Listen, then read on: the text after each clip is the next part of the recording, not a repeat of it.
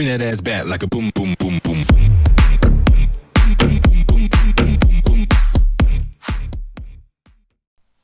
Hey folks, I decided to do a very short video to talk about ORB, or the opening range breakout.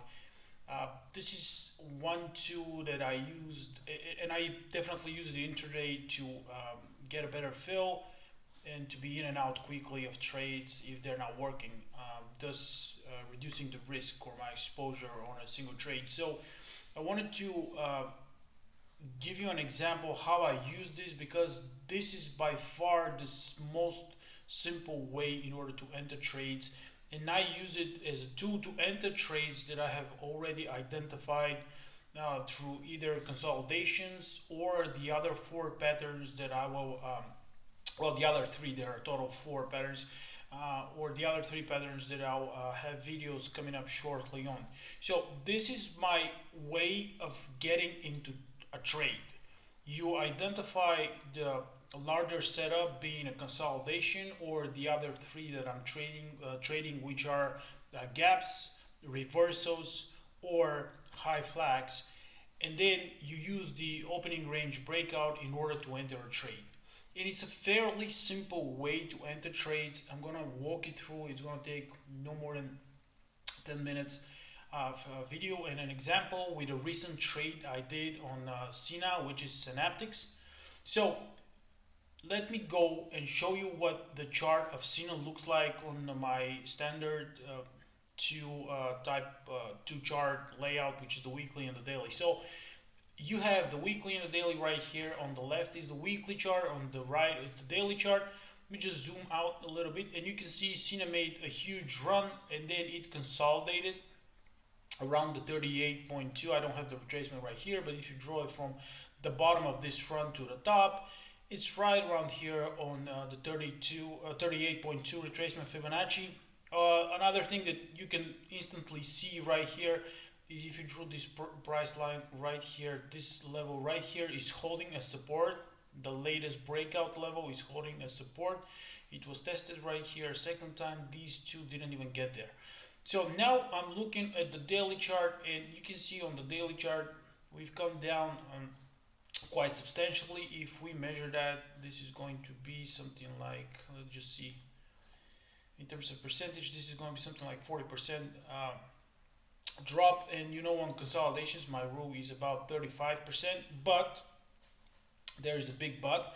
If the market is dropping hard, you can allow a little bit more of a leeway for your stocks to move down or up depending on the market conditions. So given how much the market has retraced recently, I'm not going to be that critical in terms of the stock. So if the market was rallying, definitely I'll probably won't be looking at Synaptics, because there'll be probably better setups out there.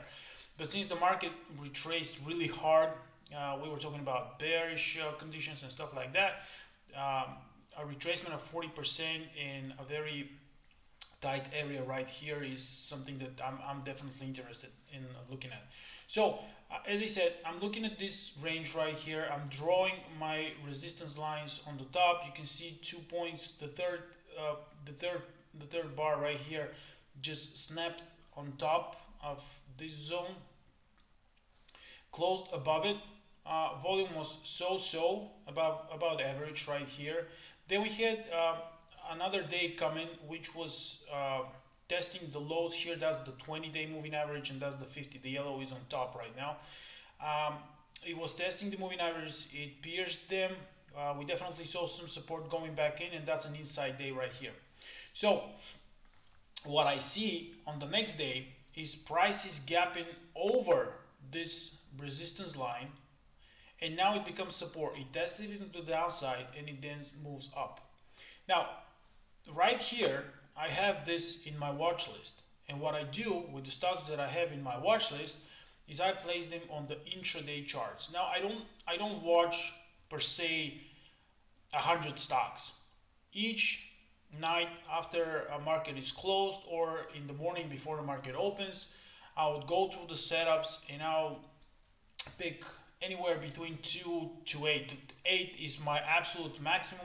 Then I can watch for an intraday trade in order to get in with an opening range breakout. Some people have like 15 monitors watching all stocks available. I cannot do that. I watch at a maximum of 8 stocks. Sometimes I'll go to 16, but I find it that the more you put in terms of monitors and things to watch, the more unfocused you become, and that leads to poor results. So right now I had 4 on a watch list. I've traded 2 of them. So let me just show you how my intraday charts look like. So these are 4 charts, and that's again Thinkorswim. I'll just explain what the moving averages are. So these are 4 charts. Right here we have the setup, and we're looking at Cena. So I'll just blow up Cena right here. I'll to zoom in a little bit. And what you're looking right here is a 30-minute chart. Now, sometimes I use the 30 minute, sometimes I use 15 minute. It doesn't really matter. In this case, I use the 15 minute, but I have it on default as 30 minute. And the opening range breakout, you can use a 1 minute chart, you can use a 5 minute chart, you can use 10 minute, 15 minute, 30 minute, up to 1 hour. It's up to you, whatever you feel comfortable with. And what you're hearing right now behind in my background, I have 3 doggies. They're just walking around, so I apologize. That's like their nails on the floor. You can hear them. They just went to bed. So looking at Cena, the way I traded it. So you can see right here with these dotted vertical lines, this is the beginning of a new day. And the opening range breakout is basically meaning that you're letting the market show you where it wants to go with the first candle that you're trading. So if you're trading, in this case, 15-minute candles, then the first 15 minutes, you let it trade and shows you some ranges.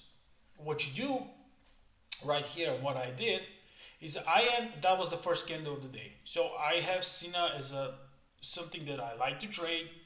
I'm seeing that it's gapping up. And this is the first candle. I let it form it. I don't do anything here. The second candle.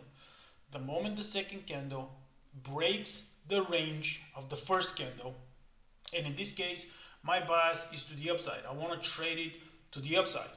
So what I do here is I wait for the first candle to form, and I buy once the highest level of the first candle is broken. So in that case, right here, this line, you can see this red line, I bought it right here, and I place the stop. This is very important. You place the stop at the lowest point of the breakout candle. So this is my breakout day, right? So this is 1 day candle. The lowest point that the opening range breakout made, which is right here, is my stop loss. What happens here?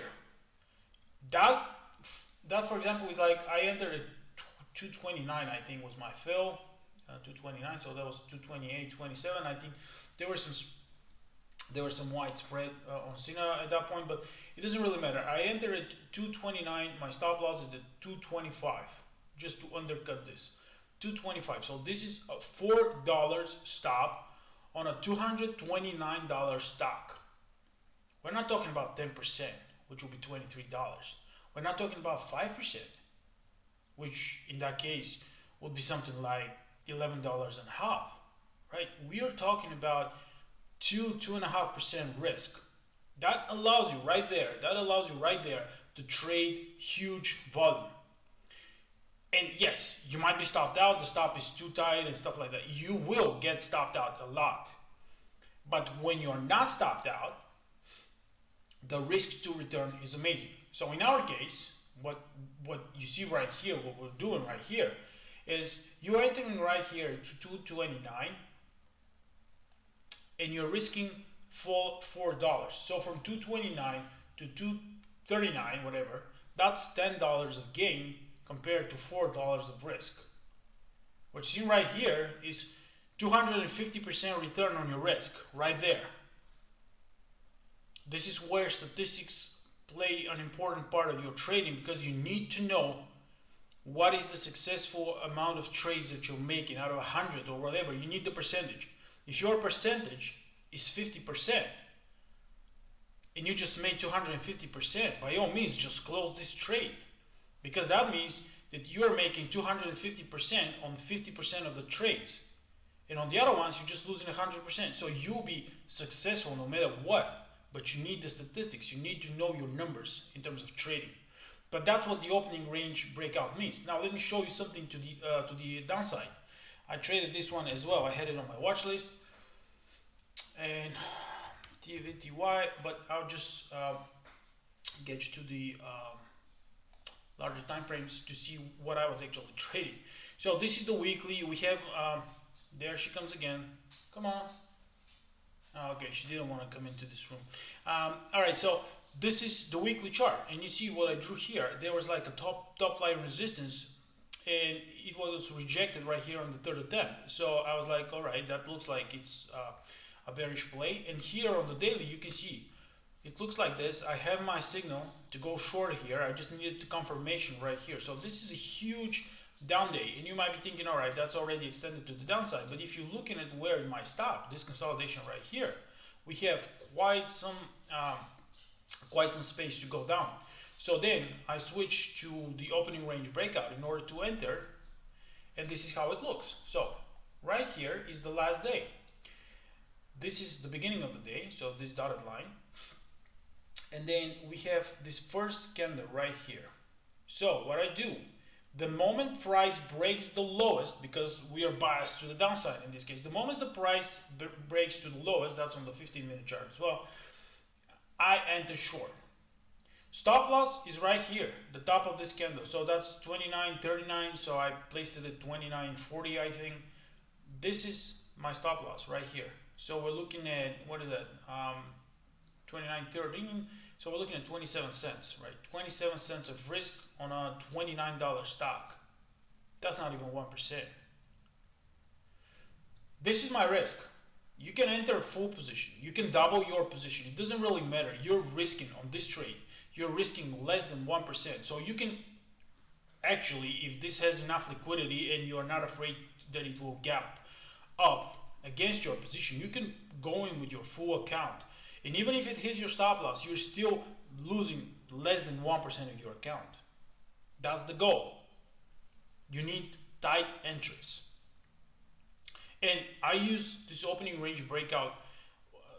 It's not a tool, it's not really a system. I mean, it's not something new that I've invented. Like pretty much every single breakout trader that I know kind of uses some sort of this way to enter trades. This allows you to trade with a very low risk system, and you can really pound on the size. So you can, of course, your main goal is to rotate the money in your account as fast as possible. You get stopped out, you're out. Next one. You get stopped out, you're out. Next one. And if you know what is the percentage of your successful trades, like if you're trading at 25%, so 1 in every 4 trades is successful, that means that you have 3 losers and 1 winner. And you know, just by knowing this, you know that your winners need to be at least 3 times the size of your losers. So if your risk right here is 27 cents, you know that you cannot touch this trade before it reaches 3 times 27 cents, which is 60, 70, 81 cents. So before this trade reaches 81 cents in profits, you cannot touch it. You cannot close it. You cannot do anything with it. If you know your statistics, I mean, if you know your batting average or successful trades or whatever. So I'm entering, as I said, right here on the break of this. My stop is right here, and we're still in this trade. It was going up and down, up and down, up and down, up and down. And you might be wondering, what is this marine blue, green color, whatever line? That's the VWAP. Like, that's the most, probably the most used tool in terms of intraday. That's the VWAP. And you can see actually price is respecting VWAPs. Those 2 lines on top, and you can see them right here. I'll just zoom out. Those 2 lines on top are the 10 and the 20-day moving average. It's not the 10 and the 20 period moving average. It's the 10 and the 20-day moving average. So basically what I did, if you look at here, you will see it shows 130. Length is 130. What I mean by that is that a single day of trading has what is it? 100. It has 13 30-day periods, 30-minute periods. So it has 13 30-minute periods. So if you're using the 15 minute, that means it will have 26 15-minute periods. And in order to make the 10-day moving average, you'd have to have like 260, right? And the blue one was the 260, but it doesn't really matter. In order to have the 20-day, you have the 520, right? So you have it right here, so you know where it is. That for me is very important because the 10 and the 20-day moving averages are something that price usually finds some consolidation around. So this is an important thing to have. But the way I trade is using those, and VWAP of course. Like this is the intraday. So for opening range breakout, this is very important. So now you have the 10-day is above, the 20 days below, and this is basically how it looks. Now if you switch back, so this is the 10-day on top, this is the 20-day at the bottom. Now if you switch back to the daily, you will see it. Here's the 10-day on top and the 20-day below. But I just have it right here, so I know where price may stall a little bit, you know? So basically this is the opening range breakout. You wait for the first candle to form. It doesn't really matter what time frame you're using, be it 1, 5, 10, 15, 30, 1 hour, whatever it is, you just wait for that candle to form. And if your bias is to the upside, you place a limit buy order or you market it right at the break of this, whatever you feel comfortable with, right at the highs of the opening range. So once the highs are broken, you're in the trade. Your stop loss, the lowest part of the day. That will be the lowest point of the opening range candle. If your bias is to the downside, you place a buy sell order to sell short at the break of the lowest of the opening candle. That's it. Your stop in this case is to the high, the highest point of the opening range candle. It's as simple as that. So guys, if you have any questions, please drop them in the Discord chat and I'll make sure to get back to you as soon as humanly possible. So thanks again. I hope this was very clear. This is the way to enter all the patterns that I will show you in other videos to come. So stay tuned and I'll see you in Discord.